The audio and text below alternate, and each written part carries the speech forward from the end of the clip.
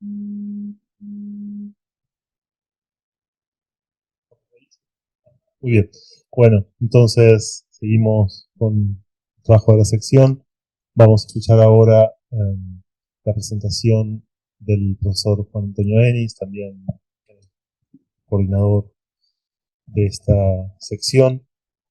Eh, Juan pertenece, todos lo saben, a la Universidad Nacional de La Plata, de CONICET, y vamos a escucharlo hablar hoy sobre el nombre del gaucho, la historia de la lengua y las disputas de la lingüística en el sur de América. ¿Está bien? Lo dije bien porque justo me tapa la... Sí. Sí.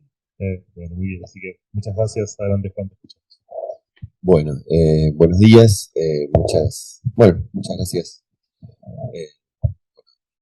por venir. Muchas gracias nuevamente a la organización por todo el trabajo con lo difícil que es organizar este tipo de encuentros y sobre todo en los tiempos que estamos. Algo realmente valioso. Voy a comentar una investigación que estamos llevando a cabo junto a Serena Valenzuela, que es becaria doctoral del CONICET y docente de la Universidad de La Plata también, eh, que, que tiene que ver, bueno, con algo en continuidad un poco con lo que venía exponiendo Sol anteriormente. Es un trabajo que, bueno, recorre un archivo de materiales publicados en prensa periódica, cultural, especializada y material epistolar. Bueno, voy a leer como para no excederme con el tiempo, es una vocación que no siempre es fácil. Eh, y les voy avisando cuando. Hace más de 45 años, en el año 79, no, poco menos entonces, en un ensayo incorporado luego a un libro canónico para la historia de la crítica argentina, Carlos Altamirano se proponía interrogar en una encuesta realizada por la revista Nosotros en 1913 la posibilidad de encontrar un asidero para pensar en ese momento, de 1913, como el de la fundación de una literatura argentina. Se trata de la encuesta acerca del significado del Martín Fierro, que formulaba la pregunta por el valor del poema de Hernández como poema nacional. En el mismo año, 1913, en que la revista Nosotros lanza su encuesta, Leopoldo Lugones, como saben, pronuncia sus célebres conferencias en el Teatro Odeón, y Ricardo Rojas pronuncia el discurso de apertura de la primera cátedra en la materia, consagrando el poema como el equivalente local del Cid o la chanson de Roland. A esto decía Altamirano en la segunda diapositiva, ¿no?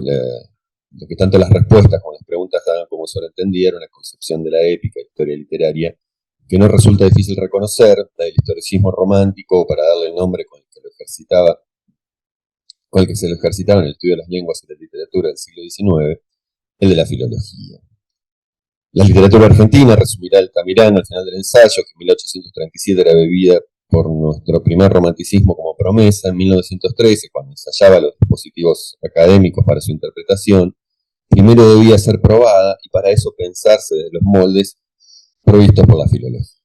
Esta disciplina, dispositivo para la gestión de la tradición en la modernidad, a través de la cual debían establecerse los textos de la cultura que documentaban el devenir de la lengua, que a la vez se figuraba como la más genuina forma de una historia común para el sujeto político de las naciones modernas, enfrentaban estos ensayos iniciales, como lo había hecho desde sus comienzos, el misterio del origen. En este caso se trataba del nombre del sujeto social que se estaba entronizando como quinta esencia del ser nacional, tal como lo expresaba Rojas en sería la siguiente, en su historia de la literatura argentina, y por fin, donde afirmaba esto que ven ahí en la cita, ¿no? El sujeto mismo de esa rústica vida inicial, el nuevo protagonista del viejo ambiente, el gaucho, resultó tan genuino que para sí propio nació un nombre novísimo, sin etimología conocida. Tan característico es él, y como él, esa voz que lo designa. En el ensayo inmediatamente siguiente al de Altamirano, en el mismo volumen, Beatriz Arlo se preocupaba de describir los rasgos propios de la primera vanguardia literaria argentina, cuya plataforma se encuentra en una publicación que toma para sí el nombre de Martín Fierro, como intervención en un campo literario incipiente dominado por la revista Nosotros, y que había necesitado cierta unidad para poder expandirse en los comienzos del siglo. Son esas cosas que muchos hemos estudiado y rendido examen. El ensayo de Sarlo es a la vez un ensayo sólido de aplicación de una terminología, un dispositivo teórico entonces novedosos, de la sociología de la cultura de Bourdieu, a la historia literaria argentina, dando cuenta, a través de las características modestas del campo en que se insertaban, lo relativo del rupturismo vanguardista. Cuando aparece el primer número de Martín Fierro, ya funcionaba en Buenos Aires, recién fundado el Instituto de Filología, a instancia, entre otros, del propio Ricardo Rojas. De acuerdo con el señor que se sienta en la primera fila, bueno, con los trabajos que ya conocemos, Guillermo Toscano y García, la fundación en 1922 del Instituto, como centro de investigación dependiente de la Facultad de Filosofía y Letras de la Universidad de Buenos Aires, supone la institucionalización académica de los estudios filológicos en Argentina. Así, insiste el mismo autor, la intervención del Instituto contribuirá fuertemente a crear y consolidar un campo científico para los estudios lingüísticos y considera imponer en ese campo tanto un actualizado dispositivo teórico-metodológico como un conjunto de nuevos protocolos de validación de la autoridad científica. Hasta ahí, Guillermo. Sin embargo, esta intervención no se produce en un vacío, sino que viene a entrar en tensión, por un lado, con discursos de agentes preexistentes ocupados en disputar el monopolio de la palabra autorizada en materia filológica, en un espacio carente de infraestructura institucional suficiente para ello, y por otro, con una porosidad propia del terreno de su intervención, que puede observarse trabajando en dos sentidos. Por un lado, por la manifiesta y sostenida voluntad de las autoridades del Instituto de intervenir en la disputa pública sobre la lengua más allá del ámbito académico, en la propia discusión normativa y acerca de los distintos aspectos de la relación entre lengua y sociedad, y en la otra dirección, complementaria, porque la escasa institucionalización de la disciplina, o de otro modo el alto nivel de relatividad de la autonomía de su espacio de competencia, hace que sus discusiones atraviesen y se vean más atravesadas por el más amplio campo de las letras, ¿no? La pregunta por la lengua propia y sus formas, por la autoridad discursiva para enunciarla, se encontraba presente de diversas formas en el campo literario, en el campo cultural, en los debates de la prensa, y asume en los primeros números de Martín Fierro la forma de la caricatura, la siguiente, destinada a ridiculizar los ensayos de etimología que por entonces publicaba en La Nación el poeta nacional, constituido en blanco central de la actualidad vanguardista, Leopoldo Lugones, conocido en lugar de Lugones para Martín Fierro, que estudia su romancero Leopoldo Lupones, a través de su impugnación en la figura no de los filólogos del instituto, sino de la por entonces más reconocida y reconocible autoridad de Rodolfo Lenz. Paso a la siguiente. Así, a finales del año 1925 se publica en la revista platense Valoraciones, una revista que sale de la universidad y con perfil más académico, dedicado a los estudios en el área de las humanidades. Un trabajo titulado La mala suerte del Instituto de Filología, con firma de Arturo Costa Álvarez. Este trabajo va a solidificar el lugar antagónico de Costa Álvarez frente al Instituto, el cual había comenzado a gestarse por intercambio privado en 1923 con Américo Castro y se había vuelto público en 1924 con la publicación, la siguiente filmina, del artículo El estudioso argentino y el catedrático importado ante la autoridad universitaria. Lo que aparece en la filmina es el artículo que acabo de mencionar de la mala suerte, ¿no? También en Valoración, bueno, ambos artículos. En la publicación de 1925, con el Instituto bajo la dirección de Manuel de Montoliu, Costa Álvarez busca demostrar el fracaso del proyecto inicial de Rojas, denunciando las infructuosas investigaciones realizadas bajo las sucesivas y breves direcciones de Castro, Agustín Millares Carlo y el propio Montoliu. Dicho trabajo, además de considerar inadecuados los métodos de la escuela vidaliana para realizar estudios en el medio argentino, menciona las idas y venidas entre los distintos anhelos de cada director y sus respectivos planes de trabajo para el instituto, y las consecuencias de este vaivén en las investigaciones ya empezadas por sus discípulos. Esto era hablar cerca. Como ven en la cita de la siguiente diapositiva, Mike Costa Álvarez, bueno, dice esto, ¿no? La organización del instituto estuvo confiada el primer año un polígrafo locuaz, especialmente propenso a la fácil disertación académica sobre la literatura castellana histórica, quien al asumir el cargo presentó como armadura de la organización el plan de preparación de un diccionario que desarrollara la evolución semántica regional del castellano en ambos mundos, desde sus orígenes prehistóricos a través de la etimología hasta el momento actual.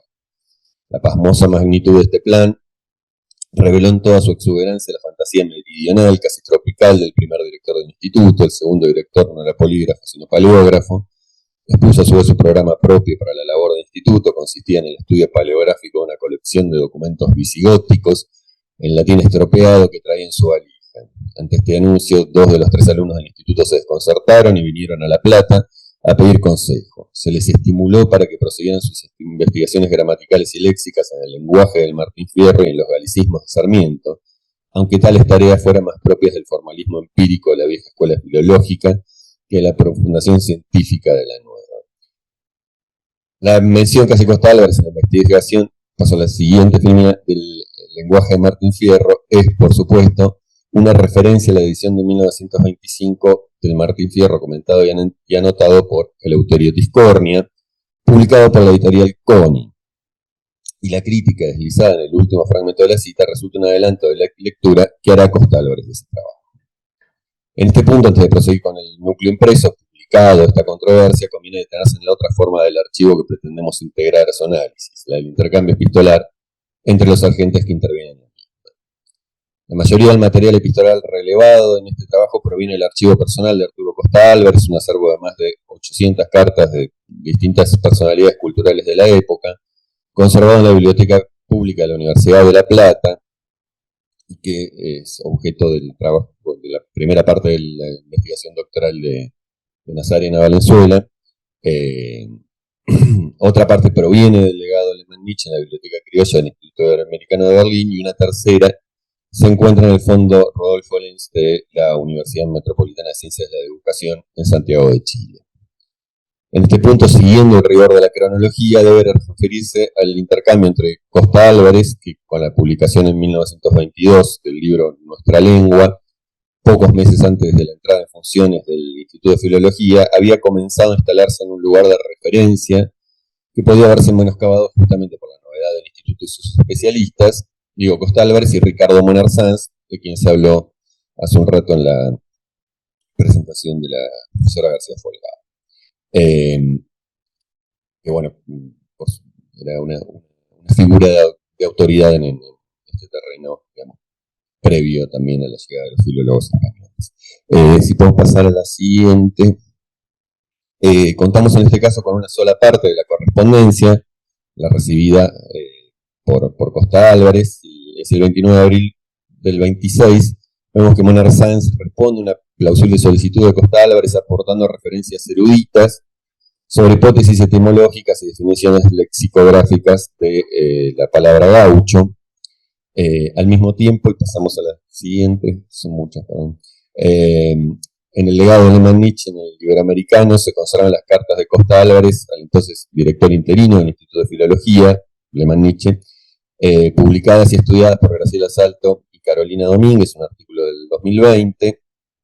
Ahí vemos una carta del 6 de mayo del 26, en la que Costa Álvarez agradece al antropólogo alemán el envío de datos sobre el antecedente del trabajo de los trabajos de Maspero y de Rodríguez, al cual ya material que ya le había pedido en 1922 para Nuestra Lengua y que utilizaba para constatar lo que identifica como plagios en las hipótesis de Luciana Beil en el idioma nacional de los argentinos de 1900. El 16 de mayo, siguiente diapositiva, Moner Sanz vuelve a abundar sobre el tema, está refiriéndose a la información disponible sobre la palabra caudio, y finalmente en carta del 1 de agosto sigue dando información en ese sentido y apunta: procuraré estar atento a la publicación de valoraciones para leer el juicio de ustedes sobre el Martín Fierro de Tiscornia. En ese mismo mes de agosto, Valoraciones publica la reseña mencionada en la que Costa Álvarez objeta el trabajo de erudición etimológica propuesto por Tiscornia, haciendo un ejercicio de repaso de la historia y la investigación sobre el esquivo término, en la siguiente. Como ven ahí, ¿no? 19 son las etimologías propuestas hasta hoy. Bueno, la enumeración de las etimologías que pueden ver en la pantalla. Y bueno, por la correspondencia con Monarzán sabemos que envió una separata y que Monarzán sabía que Costa Álvarez contaba con más información al respecto. La siguiente diapositiva. En carta del 25 de septiembre le agradece el envío del material que ya había leído y agrega: presumo que lo que dice el vocablo gaucho no es aún el trabajo definitivo de usted sobre tan zarandeada palabra. ¿Me engañó? En efecto, no sabemos qué respondió Costa Álvarez, pero al mes siguiente se publica en Nosotros, siguiente diapositiva, el artículo Las etimologías del gaucho, donde enumera ahora 25 etimologías y expone las contradicciones, plagios, errores y paradojas que encuentra en una historia que propone explicar desde una perspectiva fiel la lectura nuestra, la cultura de la monoglossia, es decir, con la idea de que la palabra gaucho, algo tan auténtico, con lo que se está buscando identificar, digamos, la propia cultura, solo puede haber emergido el propio gaucho, y es una hipótesis que ahora vamos a ver sobre su emergencia en ese saludo o interjección, una hipótesis peculiar.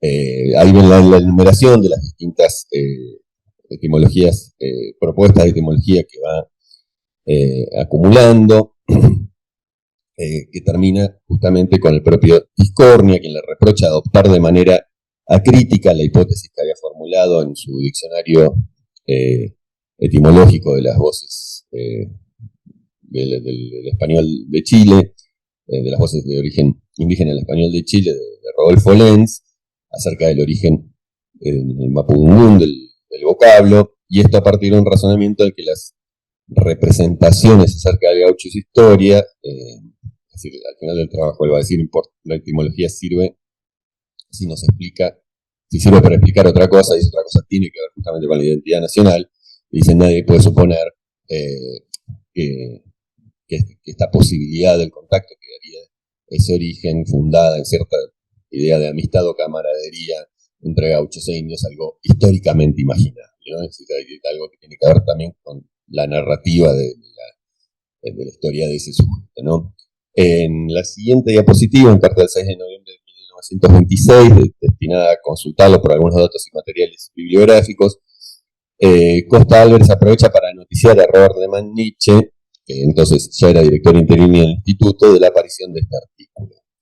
En la siguiente diapositiva, de un mes y un día más tarde, data la respuesta con la que contamos de parte de Rodolfo Lenz, ahora al envío del trabajo por parte de Costa Álvarez, en la que destacan dos aspectos, es la diapositiva que sigue. La prosecución de la discusión sobre la etimología de parte de Lenz, cuya hipótesis está siendo refutada, y la voluntad de interiorizarse con respecto a la polémica que Costa Álvarez sostenía con el Instituto de Filología.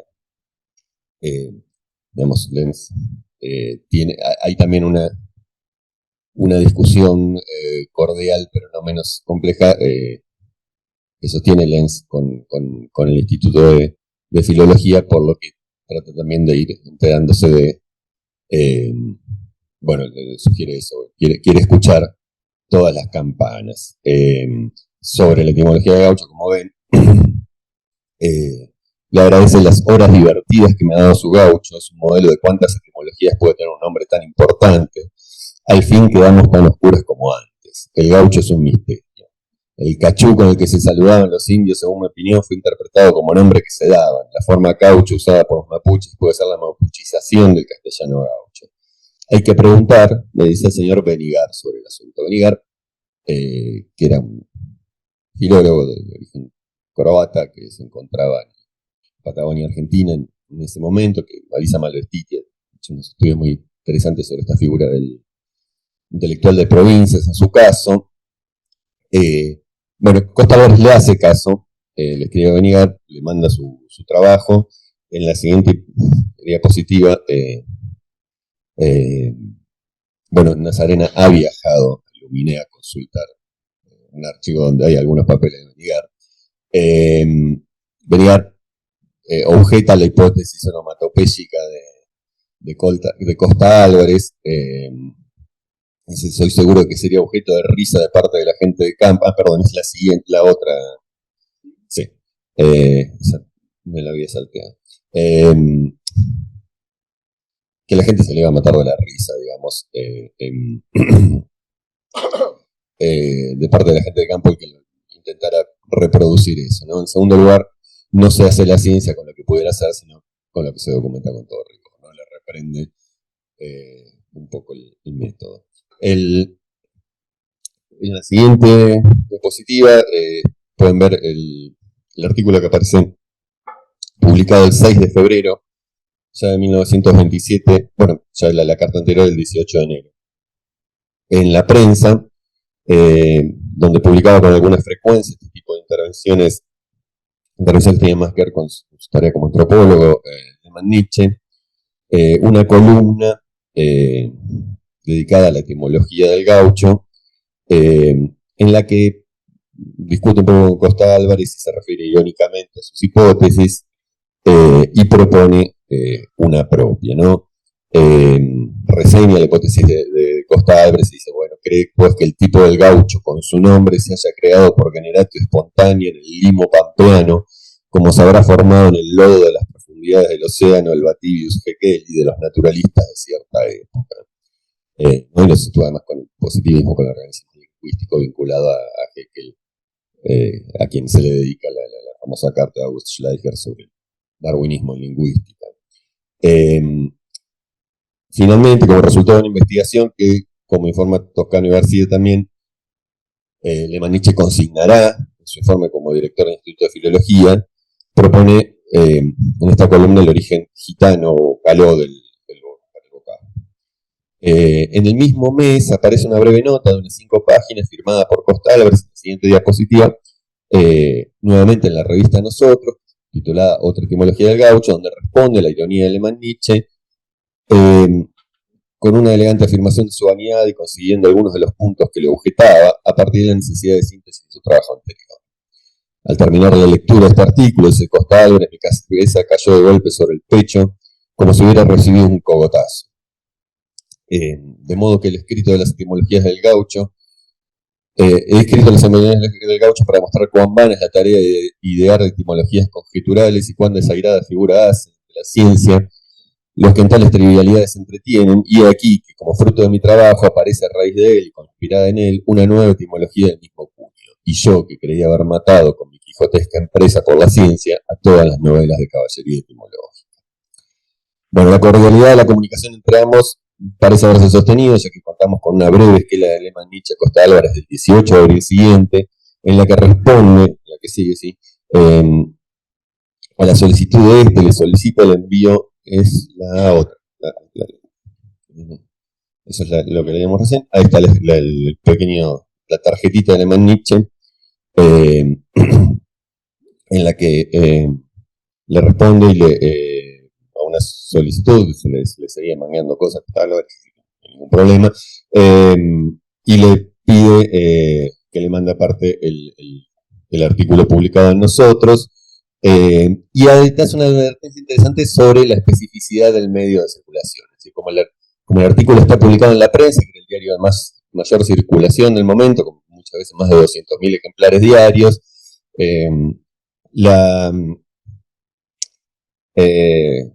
bueno, el rigor de la producción no permitía las notas para justificar lo afirmado. Si quiere, seguimos discutiendo. Eso sucede en buena medida. Acá me quedé desordenado. Hay que ir a la 26. Ahí, digamos, publica finalmente su intervención, ya poniendo en el título el origen gitano de la palabra gaucho, en una publicación especializada de su área del Journal de la Société des Americanistes de París. Digamos, que va a ser la intervención más elaborada y llena de notas sobre el tema, donde dedica un párrafo a desdeñar la hipótesis de Costa Álvarez y al mismo tiempo, bueno, el interlocutor que vuelve aparecer a tallar en esta discusión es nuevamente Rodolfo Lenz, de quien conservamos dos cartas que están en la 24, donde le escribe a Alemán Nietzsche a propósito de esta discusión, repone, digamos, cortésmente, digamos, duda un poco de la hipótesis de su colega y dice, bueno, me faltan libros para estudiar más la cuestión, algo que Lenz hacía con un argumento que Lenz tenía con frecuencia acerca de su aislamiento en Chile, y nuevamente sitúa en ese lugar, en el lugar en que se lo va a situar con frecuencia a Costa Álvarez, de, bueno, aporta material interesante, además de decir un montón de disparates. Digamos, no es alguien científicamente fiable todo el tiempo, pero es alguien que hace un trabajo valioso. Una semana después está la carta de la 25 de Lenz a Costa Álvarez, en la que le agradece el envío de este artículo que le había pedido también Alemán Nietzsche, se muestra también reservado en cuanto a las posibles conclusiones, menciona que leyó la publicación de Alemán Nietzsche, es cuando también le dice, bueno, pero Alemán Nietzsche tampoco es filólogo, y finalmente el trabajo de Vicente Rossi, que está ahí en la 27, que dedica el primero de sus folletos lenguaraces a la etimología, a la etimologiomanía sobre el vocablo gaucho, y discute con tanto Lenz como Alemán Nietzsche como Costa Álvarez en el tono que es característico de Vicente Rossi. Finalmente, en la última pieza, en la 28, en el segundo libro de Costa Álvarez, de 1928, el castellano de la Argentina, aparece un capítulo que sintetiza la discusión hasta ese momento, exceptuando el artículo francés de Alemán Nietzsche, y actualiza el número de las etimologías relevadas en el título correspondiente. Había empezado con 19, ya son 30, un poco menos de 2 años. Este recorrido, creemos, ofrece la posibilidad de conocer las aristas de un intercambio aparentemente anecdótico, que sin embargo en el mismo año en que la figura del gaucho volvía a asomar en el horizonte de la literatura argentina como figura modélica desde la vanguardia estética hasta la masividad escolarizable del Don Segundo Sombra, ofrece la posibilidad de ocultar con cierto nivel de detalle el modo en el cual se conducen determinadas líneas de sentido en un momento de emergencia y tensión para las formas de la palabra especializada en materia de lenguaje en el país. Así en las muchas veces poco nítido tránsito entre lo público y lo privado, que va del correo a la prensa, puede reconocerse no solo la génesis de determinadas ideas o los pormenores de una controversia, sino también la dinámica de las redes que dan forma a modos alternativos o complementarios de la comunicación científica, de la conflictiva génesis de conceptos y representaciones sobre la lengua de alcance diverso. Así también la productividad de una noción muy transitada, pero aún sujeta a mayor elaboración conceptual, como la de las redes de circulación del conocimiento científico, puede articularse aquí con una comprensión más cabal de la masa asentada del campo en su momento de emergencia en un espacio periférico de las características del argentino en los años 20. Es en esa exploración de las articulaciones entre campo científico, literario, político, cultural, entre prensa periódica, cultural y más o menos especializada, e intercambios personales, que consideramos que estos recorridos por el archivo pueden ayudarnos a una comprensión más cabal de las formas posibles de una historia política de la lengua. Bueno, muchas gracias.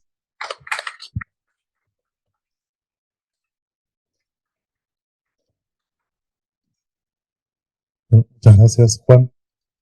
Estamos un poco apretados con el tiempo, pero tenemos un minuto para algún comentario, alguna consulta breve. Sí, Pedro.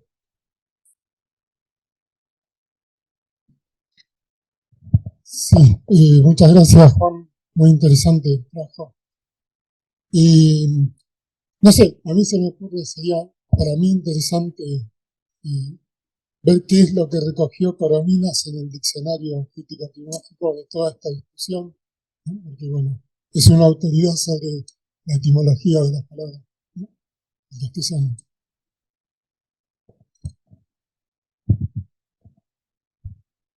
Muchas gracias.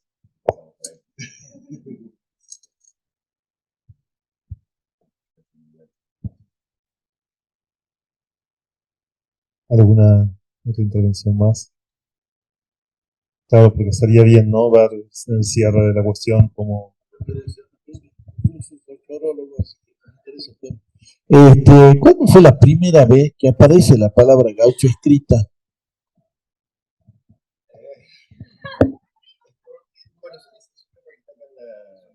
en ese momento están tratando de documentar con bastante...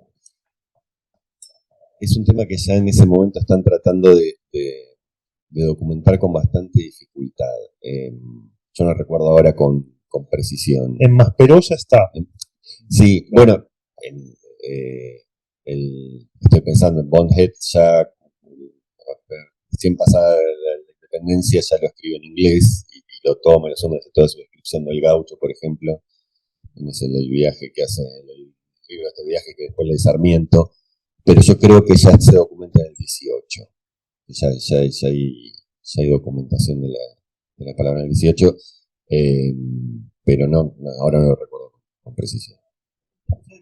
Güemes documentado, de Luis Güemes, aparece una carta que escribe General Martín Miguel de Güemes en el año 1816, que le escribe a Pueyrredón diciendo, habla de gauchos honestos, ¿no? Que necesitaba paga, y bueno, ahí está todo el tema del fuero gaucho, ¿no? Por eso yo te decía, capaz que hay alguna cuestión más escrita antes.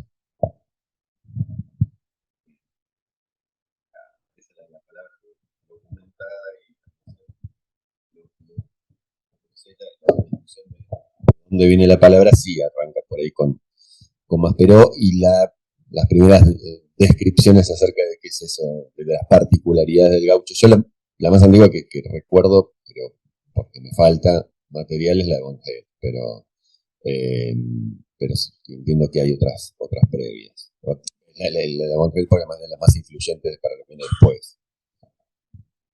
Bien, muchas gracias, Juan, nuevamente.